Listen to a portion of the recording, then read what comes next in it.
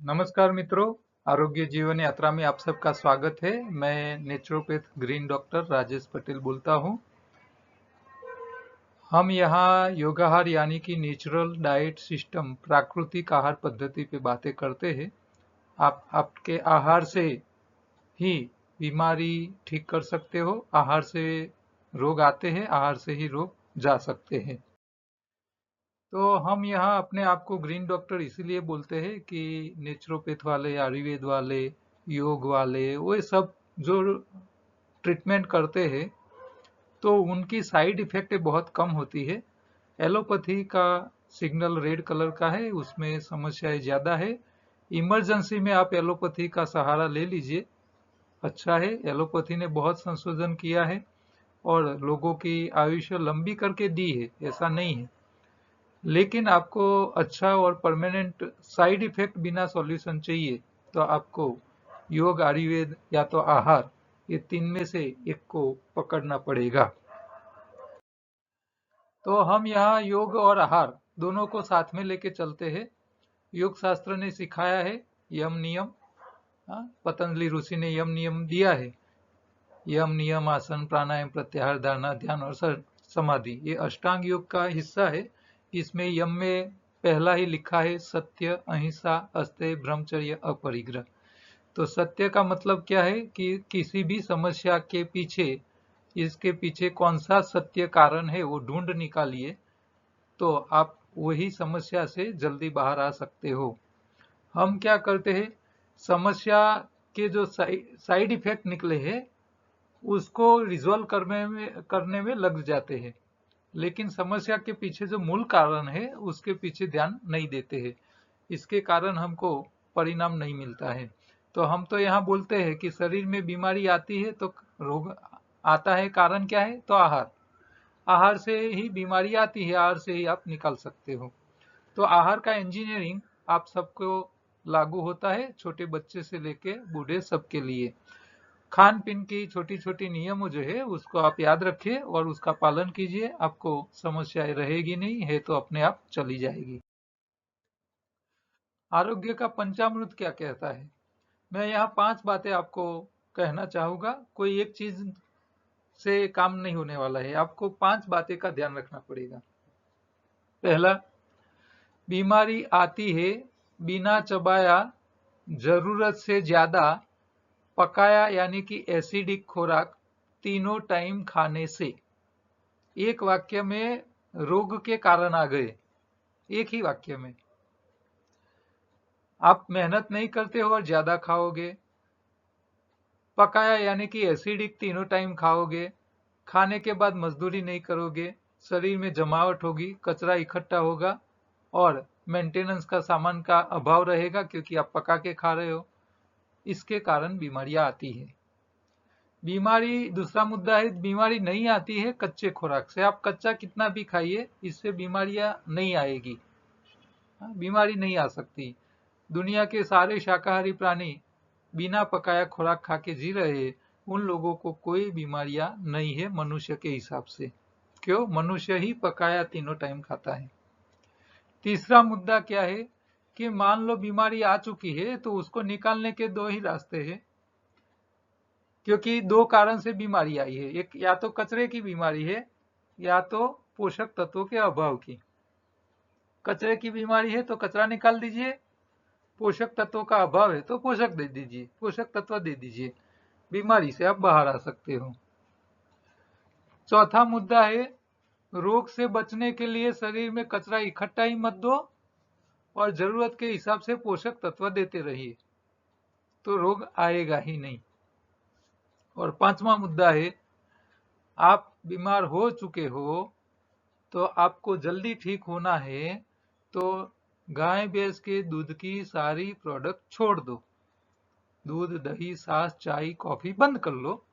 आपकी बीमारी, आधी बीमारी अपने आप ठीक हो जाएगी, जल्दी आप बाहर आ जाओगे।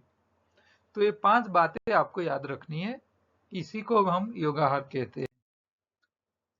तो योगाहार में शरीर की सफाई, शरीर का सही खुराक, खुराक देने का तरीका, खुराक की क्वालिटी और सावधानी, ये 8 मुद्दे हैं। ये आप चित्र में बताए हुए हैं, याद रख सकते हो। और पूरा योगाहार का आहार का इंजीनियरिंग के लागू होने वाले सारे टॉपिक एक ही चित्र में मैंने कवर किए हैं। शरीर में कहाँ कचरा इकट्ठा होता है वहां सफाई करनी है, छोटी आंत बड़ी आंत। आपके खून में कचरा इकट्ठा होता है तो उसको साफ करो, और आपके ऑर्गन में सफाई करो। तो इतने आपके सफाई के मुद्दे हैं। शरीर को खुराक कैसे देना है, तो धीरे धीरे चबा चबा के खाना है। दूसरा, अल्कलाइन ज्यादा देना है, पकाया कम देना है। तीसरा, शक्ति वाला भी चाहिए, पोषक तत्व वाला भी चाहिए, और शरीर में मेंटेनेंस का काम करने वाले कारीगर यानी कि आपका खून वो नेचुरल होना चाहिए। जितना नेचुरल इतनी शरीर की समस्याएं जल्दी ठीक हो जाएगी। डेयरी प्रोडक्ट नहीं खानी है, और आप जो स्वाद खाओगे वो भी अपना काम करेगी। मीठा खाओगे तो ताकत देगी, खट्टा खाओगे तो सफाई करेगी, तीखा खाओगे तो मुंह में सलाइवा लाएगा, और कड़वा खाओगे तो वायरस को मारेगा।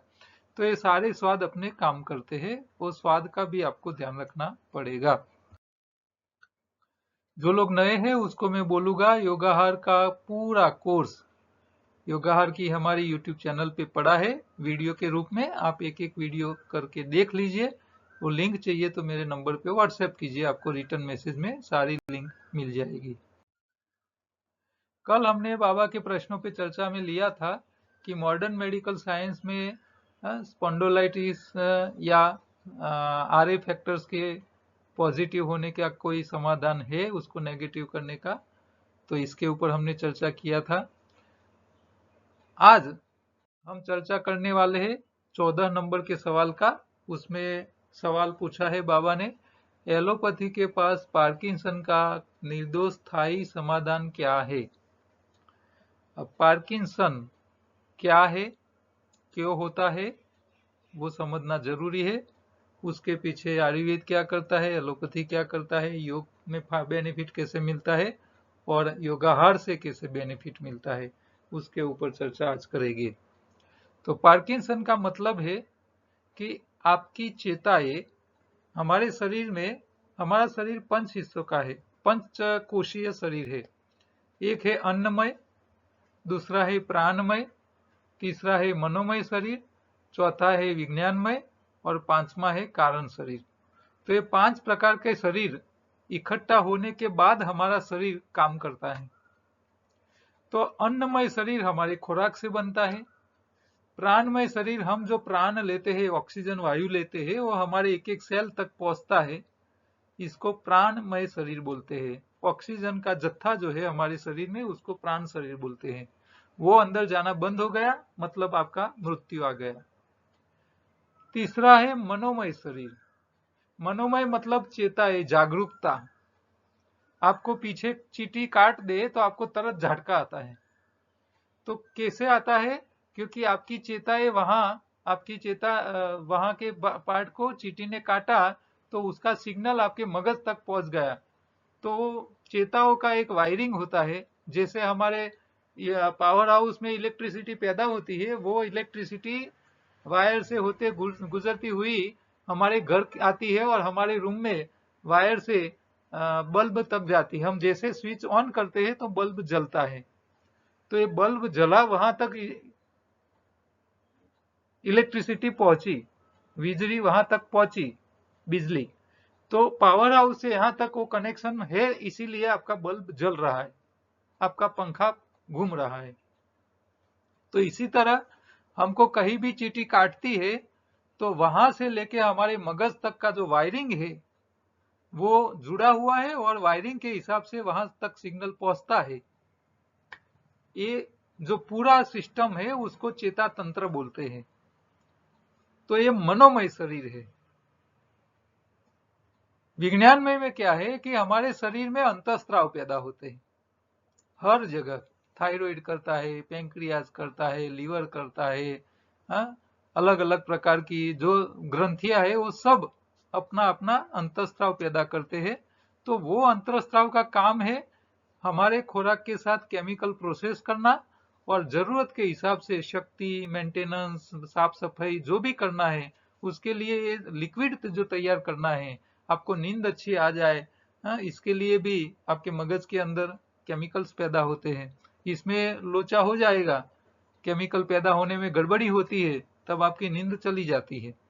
तो ये विज्ञानमय शरीर है और कारणमय शरीर आनंदमय शरीर है।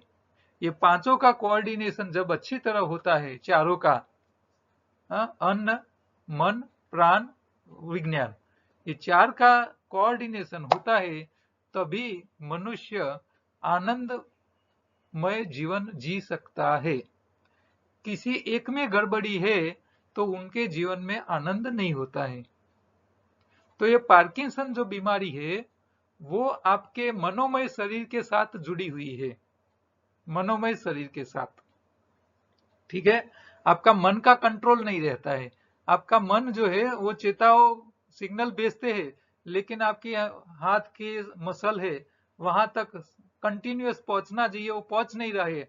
तो फिर क्या हो रहा है, आपके हाथ पैर ऐसे हिलते रहते हैं, किसी का माथा ऐसे हिला हिला रहता है, पूरा दिन हिलता रहता है ऐसे ऐसे। तो कंट्रोल नहीं है आपका, चलने में भी उनको चल नहीं सकते हैं, मूवमेंट स्लो हो जाती है, बोल नहीं सकते, टुटक टुटक उसको बोलना पड़ता है। तो ये सारी समस्याएं पार्किंसन के, यानी कि आपकी चेताओं जो है उसकी सिस्टम में गड़बड़ी है, इसके कारण ये समस्याएं आती हैं। तो समस्या क्यों आती है, तो सिंपल सा नियम है, कचरा इकट्ठा हो जाना और दूसरा वायरिंग का मेंटेनेंस नहीं होना। वायरिंग जो है उसको मेंटेनेंस तो करना पड़ेगा ना, चेताओं को जब जब इशारा पड़ता है तो उसको मेंटेनेंस करना पड़ता है। तो मेंटेनेंस के अभाव से और कचरा, ये दोनों के कारण आपको ये समस्या आती है। लेकिन एलोपैथी क्या करती है, दवाई देती है। एलोपैथी ऐसा बोलती है कि अमेरिका में करीब 10 लाख लोग, 1 मिलियन, 10 लाख पार्किंसन के बीमार वाले लोग हैं, इतने पेशेंट है। 60,000 अमेरिकन हर साल नए पार्किंसन के बीमार दर्दी मिलते हैं। अब अमेरिका में इतने हैं तो इंडिया में तो कई गुना होगी, क्योंकि हमारी जनसंख्या तो कितना गुना है, करीब 4-5 गुना है अमेरिका के हिसाब से। तो वहां 10 लाख है, तो यहाँ 50 लाख पेशेंट हमारे इंडिया में पार्किंसन के होंगे, अंदाज लगा सकते हैं। जितने पार्किंसन के बीमारी व्यक्ति है, पेशेंट है, दर्दी है, इसमें 96% या अप्रोक्सीमेट 95% से ज्यादा जो पेशेंट है उनकी उम्र 50 साल से ज्यादा होती है। यानी कि जो लोग 50 साल से बड़ी उम्र वाले हैं उनमें ही ये बीमारी आती है। और स्त्री और पुरुषों में, पुरुषों की जो संख्या है दर्दियों की, ये 1.5 गुना होती है स्त्रियों के हिसाब से। तो पुरुष में ज्यादा पार्किंसन की बीमारियां है। उनके लिए ये लोग दवाई देते हैं साइड इफेक्ट वाली, एलोपैथी वाले दवाई देते हैं, उनका कोई रास्ता नहीं है उनके पास। लेकिन वो दवाइयां की कैसी कैसी साइड इफेक्ट है, किसी किसी को उबके आते हैं, किसी किसी को चलने में कंट्रोल नहीं रहता है, किसी किसी को कॉन्स्टिपेशन की फरियाद बढ़ जाती है, ऐसा लगता है कि पेट भरा भरा है, फूला फूला लगता है। किसी को लो बीपी हो जाता है ये पार्किंसन की बीमारी से। कोई लोग कंफ्यूज हो जाते हैं, किसी अपना घर ही भूल जाते हैं, किसी के घर में घुस जाते हैं, न बोलने का बोल लेते हैं, ऐसा हो जाते हैं। किसी लोगों को मति भ्रम हो जाती है, बुद्धि भ्रम हो जाती है, भ्रष्ट हो जाती है, न करने के काम करने लगते हैं, और व्यवहार बुरा बदल जाता है, व्यवहार संबंधी समस्याएं बहुत हो जाती है। कोई जुआ, जैसे जुआ खेलना है तो ज्यादा खेल लेता है, यौन संबंध में भी बहुत तीव्रता कर लेता है और बेकाबू हो जाते हैं लोग। तो ऐसी साइड इफेक्ट एलोपैथी में है, पार्किंसन में। ठीक तो किसी को करते नहीं है। मैंने सुना था, हमारे एक एनडीएस के साधक थे बहन, उन्होंने एक लिंक मुझे भेजी थी कि अमेरिका में कोई संस्था है, उन्होंने करीब कितने करोड़ का इनाम रखा है कि भी जो व्यक्ति पार्किंसन की बीमारी का हल दे दे उनको इतने करोड़ का इनाम दिया जाएगा, लेकिन वो जेन्युइन होना चाहिए और सटीक होना चाहिए, परफेक्ट। तो ये जो है इसका मतलब क्या है कि भी अभी तक एलोपैथी उसका कोई सॉल्यूशन ढूंढ नहीं पाया है, ठीक है।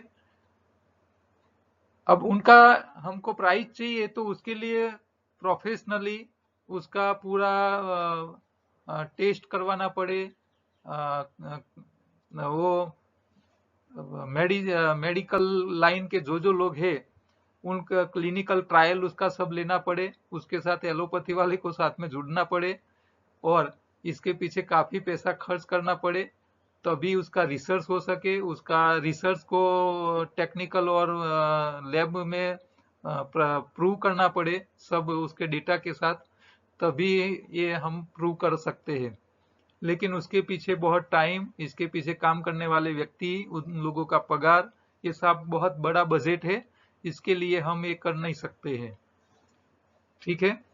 तो यहाँ समस्या एक ही है, शरीर में कचरा और आपके जो चेताओं की मेंटेनेंस के अभाव, ये पार्किंसन के लिए जिम्मेदार है।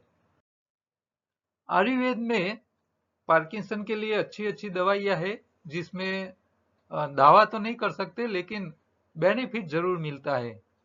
जैसे कि हिमालय कंपनी है तो उनकी एक मेंटेट नाम की दवाई आती है, वो आपके मगज को एकदम अलर्ट रखता है।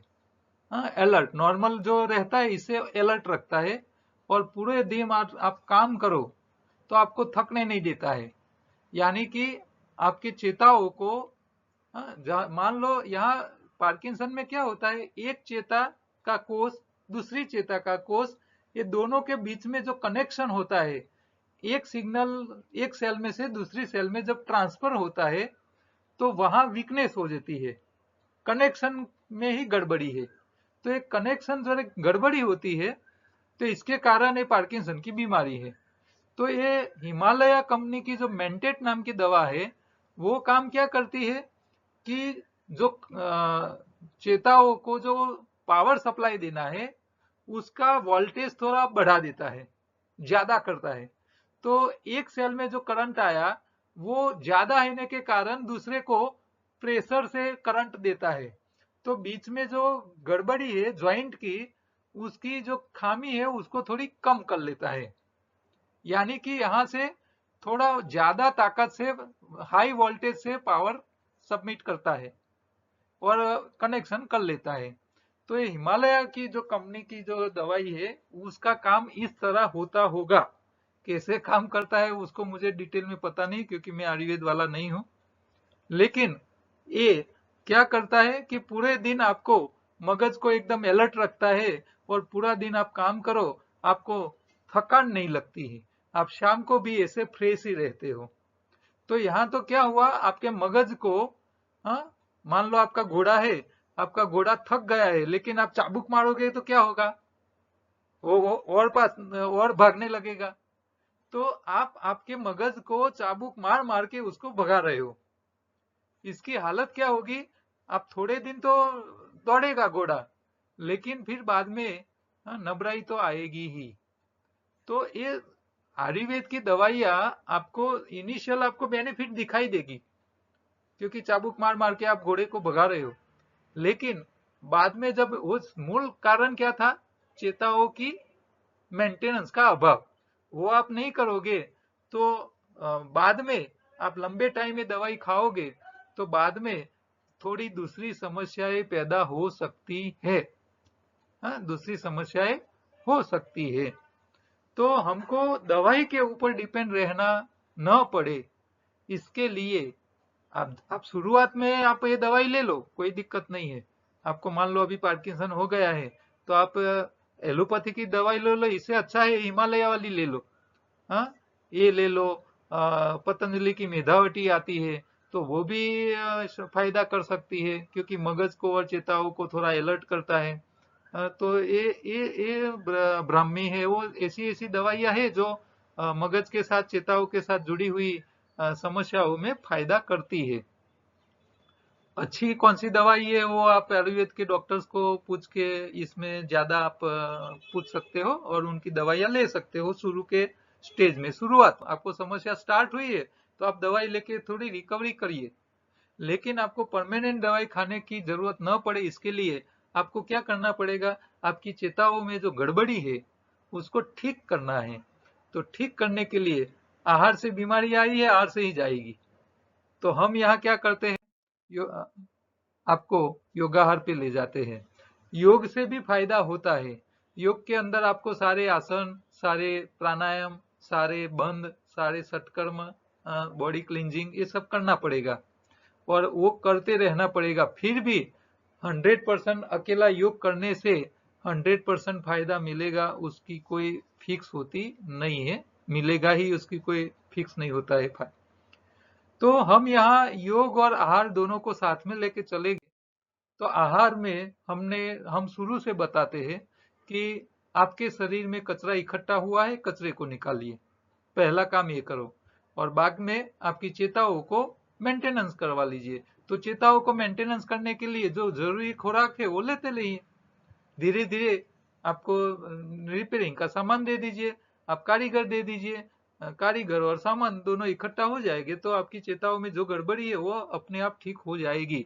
और कई हमारे एक दो पेशेंट ऐसे हमको मिले थे भूतकाल में जिनको ऐसी पार्किंसन की समस्या थी तो उनको फायदा हो गया था, लेकिन हम उनकी वीडियोस बनाने से रह गए, हम छूट गया हमसे, वो उनका कांटेक्ट हमारे पास रहा नहीं है। रिजल्ट मिलता है वो बात पक्की है। तो आपको एनडीएस करना है, योगाहार करना है, नेचुरल डाइट सिस्टम फॉलो करना है। तो नेचुरल डाइट सिस्टम में क्या है कि आंतों की सफाई करनी है, 24 में से 8 घंटा या 10 घंटे के बीच में ही खाना है। आपको ताकत वाला भी खुराक खाना है, रिपेयरिंग का सामान वाला भी खाना है और कारीगर वाला भी खाना है। आप ये सब साथ में ले लो, एक टाइम पकाया खाओ। इसके अंदर थोड़ा आपको एक टाइम पकाया में अच्छा बैक्टीरिया का ग्रोथ बने ऐसे मिलेट, फर्मेंट करके मिलेट वाला डाइट थोड़ा आपको खाना पड़ेगा। ठीक है, तो ये एनडीएस करने से पार्किंसन में आपको फायदा जरूर मिल जाता है। एक्स्ट्रा आपको क्या करना है, तो हमारे हिसाब से चेताओं को अच्छा करने के लिए चिया सीड आते हैं। चिया सीड बहुत अभी चलता है। तो चिया सीड जो है वो हमारी नर्वस सिस्टम के लिए बहुत काम की चीज है, ऐसा अनुभव में आ रहा है। आप सर्च करोगे गूगल पे तो आपको ये सब मिल जाएगा। तो चिया जो है वो नर्वस सिस्टम के लिए अच्छा काम करता है। तो हमने क्या किया है, मोरिंगा यानी कि सहजन की पत्ती का एक्सट्रैक्ट निकाला, साथ में हमने चिया सीड का भी एक्सट्रैक्ट निकाला, ये दोनों का एक कैप्सूल बनाया है। तो वो कैप्सूल आप हर रोज 2-2 कैप्सूल 2 टाइम लेना चालू कर लीजिए। साथ में आपको चिया सीड अलग अलग से भी आप खा सकते हो। तीसरा है सूरजमुखी के बीज, सनफ्लावर सीड, वो भी चेता तंत्र के लिए अच्छा माना जाता है। तो सूरजमुखी और पंपकिन ये दोनों चेताओं के लिए अच्छा है। जिनकी उम्र 50 से बढ़ गई है, 50 से ज्यादा उम्र वाले जिन लोगों है उन लोगों को भले पार्किंसन नहीं है लेकिन मेमोरी लॉस होती है, इतनी अलर्टनेस नहीं है, नींद की समस्याएं रहती है, तो ये चेताओं की वीकनेस है। तो उन लोगों को ये सूरजमुखी, पंपकिन, चिया सीड ये तीन, और साथ में हरी पत्तियां, हरी पत्ती में सहजन, या तो रजका या तो गेहूं का जवारा, ये आप लेते रहिए। तो इससे क्या होगा कि चेताओं को मेंटेन करने का भी खुराक मिल जाएगा, पत्तियों में सारी शरीर के सारे न्यूट्रिशन काम की मिल जाएंगे, और पत्तियों में हरा रंग जो मिलेगा, जो क्लोरोफिल है वो आपका नया खून बनाएगा, तो वो कारीगर के रूप में काम करेगा। तो कारीगर और सामान दोनों इकट्ठा हो जाएंगे तो आपको इसमें बेनिफिट मिलता है।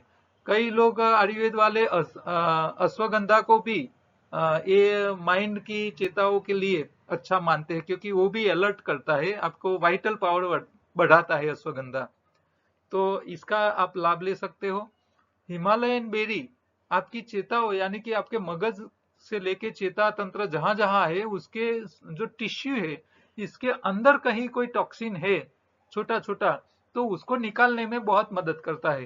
तो हिमालयन बेरी वो माइक्रो लेवल की क्लींजिंग के लिए है।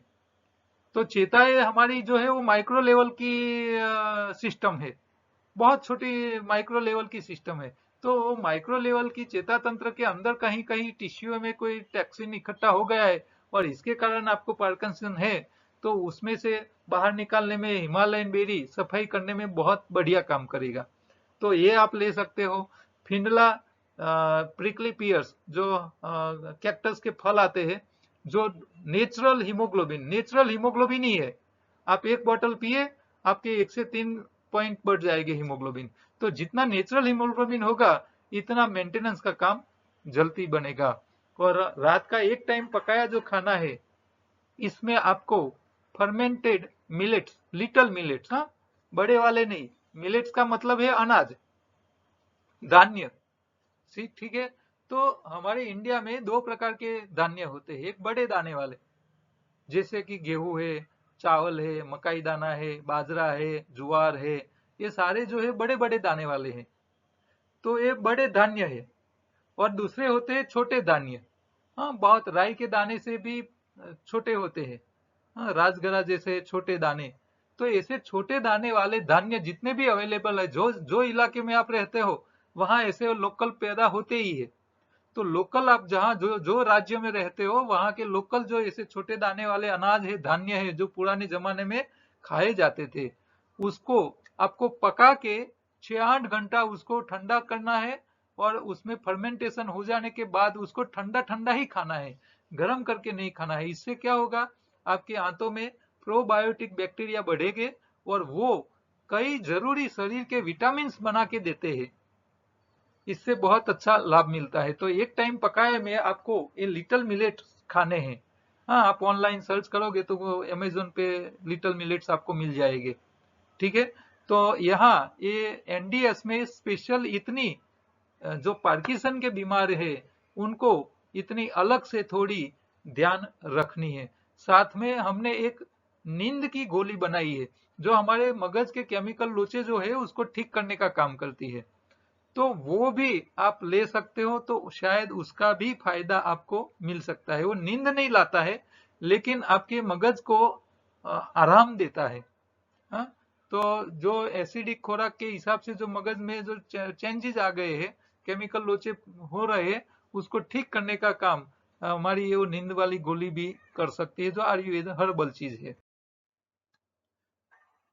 तो पार्किंसन वाले लोगों के लिए ये सारी छोटी छोटी दूसरा एक्स्ट्रा आपको ध्यान रख के आपको आपकी बीमारी में से बाहर आ सकते हो। और इसमें कोई साइड इफेक्ट की समस्या आएगी नहीं और कोई तकलीफ आने वाली नहीं है। आज की उपयोगी प्रोडक्ट में मोरिंगा चिया की कैप्सूल और साउंड स्लीप, हाँ, तो एक वलेरियन नाम की वनस्पति आती है, उसमें से एक्सट्रैक्ट निकाल के हमने कैप्सूल बनाया है, जो आपको अच्छी नींद ला सकता है। वो ज्ञान नहीं चढ़ाएगी, आपको एकदम तात्कालिक नींद नहीं देगी, लेकिन आप हफ्ता 10 दिन वो गोली खाओगे तो आपको नेचुरल नींद आने की शुरुआत हो जाएगी। तो आपके मगज में जो केमिकल्स बनते हैं नींद के, वो अच्छे सेटल कर देता है। और मोरिंगा चिया जो है, इसमें मोरिंगा या कि सहजन की न्यूट्रिशन भी आ जाएगी, पत्तियों का क्लोरोफिल आ जाएगा और साथ में चिया का एक्सट्रैक्ट। तो न्यूरॉन जो हमारे है, जो चेता तंत्र है, उसको ठीक करने के लिए तो ये दोनों गोली, हाँ, आपको जो मोरिंगा चिया की जो गोली है, कैप्सूल है, वो दो दो गोली 2 टाइम आप ले सकते हो हर रोज।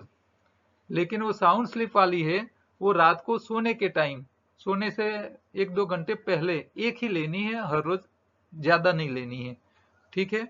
तो ये दोनों चीज आपको पार्किंसन में उपयोगी प्रोडक्ट है। काम की बातों में बहनें और बेटियों को खास में एक काम की बात बताऊंगा कि आप जब घर में अकेले हो और आपका कोई दरवाजा डोर बेल लगाए, तो आप कभी भी अनजान व्यक्ति कोई डोर बेल लगाता है तो कभी भी दरवाजा मत खोलिए। हाँ, जो भी है बाहर खड़े खड़े ही उसको पूछ लीजिए। और वो किसी भी प्रकार की आपको बोले भी तुम्हारे फादर पापा का मित्र हो या तुम्हारे रिलेटिव का फलाना हो ढिंकना हो, कुछ भी बोले, किसी को, अनजान व्यक्ति को, आप पहचानते नहीं हो ऐसे कोई व्यक्ति को घर में अलाउ मत करो किसी भी हाल पे। और करना है तो आप आपके मोबाइल से अड़ोस पड़ोस में जो भी जेंट्स है, इसको फोन करके बुला लीजिए। फिर उसके साथ ही आप उसको घर में अलाउ करवाइए। पहला एक ये बात ध्यान रखिए। दूसरा, आजकल बहन बेटियां बाहर जाती है, अकेले जाना होता है, कभी पुरुष साथ में नहीं होते हैं, तो जब भी वो आप प्राइवेट व्हीकल में बैठते हो, रिक्शा या टैक्सी में, तो आप बैठने से पहले जो रिक्शा में बैठने वाली हो या जो टैक्सी में बैठने वाले हो, तो वो ड्राइवर और एक गाड़ी या रिक्शा का रजिस्ट्रेशन नंबर आ जाए, इसके साथ फोटो ले लो, और वो फोटो आपके भाई, पापा या पत्नी और आपके पति, जो भी है घर के आपके मेंबर है, उनको वो व्हाट्सएप में डाल दो, फिर आप रिक्शा या तो टैक्सी में बैठिए। हाँ, बहुत अलर्ट रहना जरूरी है, क्योंकि समय बहुत खराब चल रहा है। अभी ये कोरोना के कारण हाँ, इतनी सब काम धंधा बंद था, लोगों को बेचारों को तकलीफ में है, तो लोग आपको लूटने के लिए कुछ भी तरीका अमल कर सकते हैं, कुछ भी कर सकते हैं लोग। तो ये सब अलर्ट रहनी बहुत जरूरी है आपको, और खास करके बहनों को जो शहर में रहती है वो। गांव में इतनी ज्यादा समस्याएं नहीं है, क्योंकि गांव में दूसरे गांव का कोई व्यक्ति आता है तभी ये सब ध्यान में रखना पड़ता है। बाकी सिटियों में, शहर में रहने वाले बहनें बेटियों को तो ये छोटी सी बातें आपको याद रखनी पड़ेगी। कोरोना अभी तो काफी कम हो चुका है, फिर भी जिन लोगों को कोरोना हो चुका था, शरीर में वीकनेस है और रिकवरी लानी है, तो उनके लिए हमने ये रिकवरी किट बनाई है, वो आप मंगवाइए और इससे आप जल्दी रिकवर हो जाएंगे। हमारी यूट्यूब पे, अरे अमेजोन किंडल पे ई बुक भी अवेलेबल है, योगाहार बुक की, तो रेसिपी भी अवेलेबल है, वो आप दे सकते हो। फूड विथ लाइफ योगाहार नाम की हमारी दूसरी यूट्यूब चैनल है, जिसके ऊपर आपको रॉ फूड की रेसिपी मिल जाएगी, अच्छी अच्छी खाने की चीजें मिल जाएगी, तो आप उसका भी प्रयोग कीजिए। और साथ में एक छोटा सा मैसेज, आप कहीं कुछ प्रिंट कराते हैं तो करवाइए, इसमें कोई एक्स्ट्रा खर्चा लगेगा नहीं, और लोगों की सेवा हो जाएगी आपके हाथों से इनडायरेक्टली, हाँ, बिना खर्चे की। कल दोबारा दूसरे आगे प्रश्नों के साथ मिलेंगे और काम की बातों के साथ मिलेंगे। तब तक नमस्कार।